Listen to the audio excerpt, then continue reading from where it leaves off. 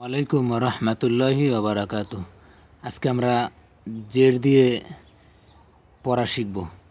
হামজাজের ই, বাজের বি, তাজের তি, সাজের সি। এটা নরম করে বলতে হবে, জিব্বার আগা দিয়ে, দাঁতের আগা দিয়ে।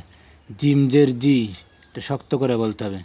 হাজের হি, এটা চাপাইয়ে বলতে হবে গলার মাঝখান থেকে, 2 নম্বর মাখরাজ।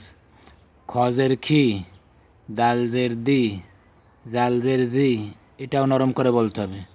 রজের রি, ঝাজের ঝি, সিনজের সি, সিনজের সি, সজের সি, দজের দি, তজের তি, জোয়াজের জি, এটা নরম করে বলতে হবে।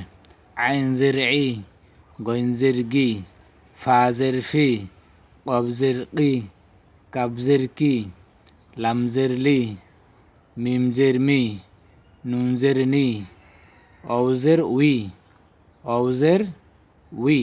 এটা না বুঝলে বারবার টেনে টেনে দেখবেন, শেখার চেষ্টা করবেন। বি হবে না, উই।